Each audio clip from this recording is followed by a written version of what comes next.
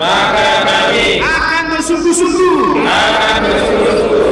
berjuang untuk menerapkan syariah Islam secara kafah dalam naungan khilafah.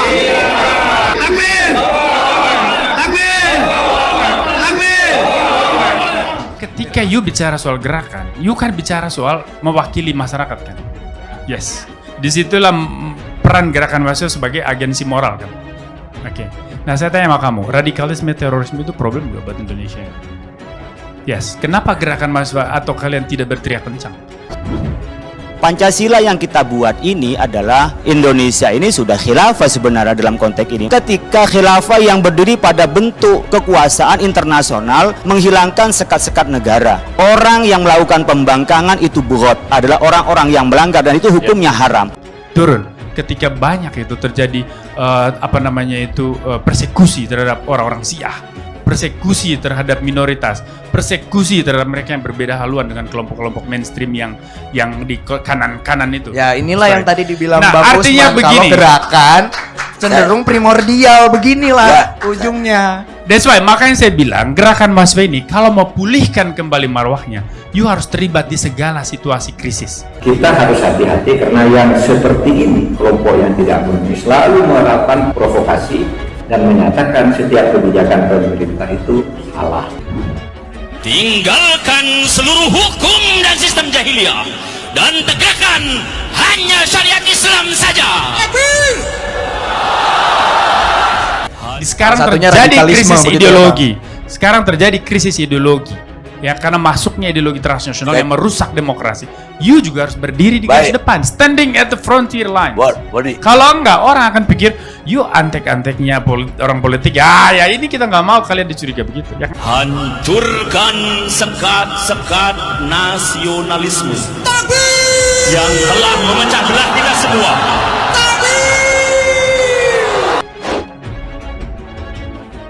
Hari ini kita refleksi soal gerakan mahasiswa. Ini nanti pulang kamu ngaca, kamu melihat sejauh mana bobot gerakan ini masih bermoral atau tidak. Bagi dia itu nggak ada soal. Dia punya kegembiraan untuk menguji si presiden. Artinya dia sedang bermain-main aja. Memang. Benar. Redaksi HTI-nya di mana kalau ini dianggap bendera HTI?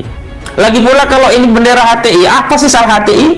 Negaranya dirugikan apa oleh HTI? Tunjuk satu saja kerugiannya. Begini, bagaimana sistem pemerintahan kita, dasar negara kita itu harus diganti. Itu salah enggak? Salah kan? Salah enggak? Itulah radikalnya. Itu persoalannya. Ya memang itu. Enggak, benar. Biarin saya Jadi mahasiswa ini hanya bermain dan mempermainkan gerakan Nanti kita. kalau Bung Rocky menjelaskan pakai bahasa Jerman, silakan sampai selesai. Enggak, maksud saya benar nggak kalian? terangin ya. Benar nggak kalian ini sedang jawab saya yuk? Benar nggak kalian sedang bermain-main?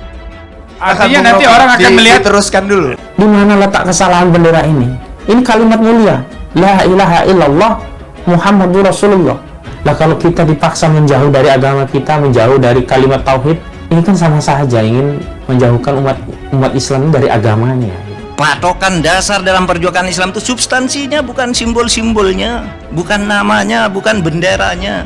Saya punya bendera tauhid banyak macam-macam. Nggak pernah saya melarang bendera tauhid. Tetapi bendera tauhid yang disalahgunakan untuk menekan orang lain, untuk menjelekkan orang lain, itu yang saya lawan. Ya kalau bermain-main dengan gerakan seperti tafsirnya Pak Rocky, you mempermainkan sejarah, mempermainkan gerakan. Masyarakat kasihan nanti tidak akan melihat kalian sebagai representasi dari kelompok ini. Jadi jangan melemahkan hakikat gerakan sosial ini yang membuat masyarakat sipil lemah. Akhirnya apa? Oligarki yang kamu bilang itu makin kuat. khilafah Islamiyah.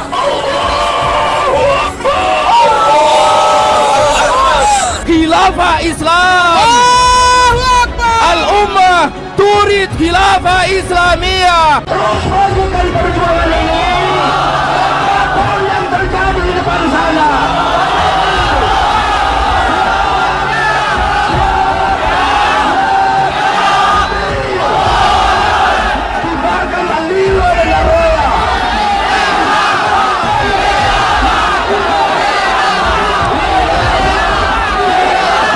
Berulang kali Indonesia ini akan diruntuhkan. Ini zamannya Pak Jokowi. Presiden kita bagaimanapun juga harus kita jaga. Allahumma sholli ala Muhammad. Jangan kita untuk berkhianat kepada pemerintahan yang sah yang sudah kita sepakati. Negara Arab itu runtuh, Libya, Lebanon, Irak, Syam, semua masyarakatnya dihasut untuk menggulingkan pemerintahan yang sah. Perubahan yang harus kita lakukan adalah perubahan untuk menegakkan khilafah. Sekarang Libya hancur, Irak hancur, Indonesia akan difungsikan dengan yang sama. Hati-hati. Apa hukum menegakkan khilafah, saudara-saudara?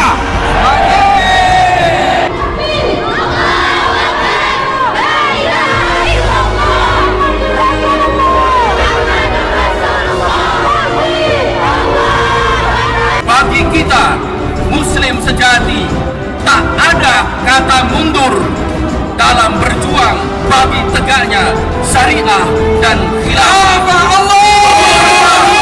Khilafah itu punya visi untuk menjadikan Islam sebagai rahmatan lil alamin. Di situ disebutkan pemimpin daripada sistem khilafah itu disebut sebagai khalifah atau imam atau amirul mu'minin. Negara Pancasila ini sudah final. Kalau ada yang keluar dari Pancasila, dari Undang-Undang Dasar 45, dari NKRI, dari kebinekaan kita, itu hal yang sangat fundamental sekali. Kalau ada ormas yang seperti itu, ya kita gebuk. Saya Jokowi, saya Indonesia, saya Pancasila. Seperti diketahui, Ahmad Kosinudin pernah menjadi pengacara Gus Nur yang terdakwa kasus ujaran kebencian dalam ceramah-ceramahnya. Ahmad Kosinudin juga pernah menjadi Direktur Pusat Kajian dan Bantuan Hukum Hizbut Tahrir Indonesia atau HTI. Pada tahun 2020, Ahmad Kosinudin juga pernah ditangkap polisi. Ia ditangkap atas tudingan menebar berita palsu, namun tidak sempat ditahan. Rekam jejak Kosinudin ternyata akhir-akhir ini baru tercium bau-bau khilafah. Karena Kosinudin sangat optimis dengan konten di media sosialnya tentang masa depan khilafah dijadikan sebagai sistem di sebuah negara dengan menggantikan sistem demokrasi. Sangat disayangkan pengetahuan Kosinudin. Seharusnya pengetahuan ini tidak digunakan untuk sesuatu yang tidak baik, yakni khilafah. Khilafah dinilai tidak baik karena ia bersifat imajinatif. Khilafah tidak bakal terwujud dan benar-benar menjadi sistem di suatu negara, apalagi di seluruh dunia, karena mustahil terwujudnya sistem pemerintahan yang diakui oleh seluruh negara di penjuru dunia. Kita tidak habis pikir, semangat mengusung khilafah dalam memperjuangkan sistem ini. Mereka seakan-akan mengharapkan sesuatu yang bermanfaat sedikit pun, sehingga tidak bernilai apapun.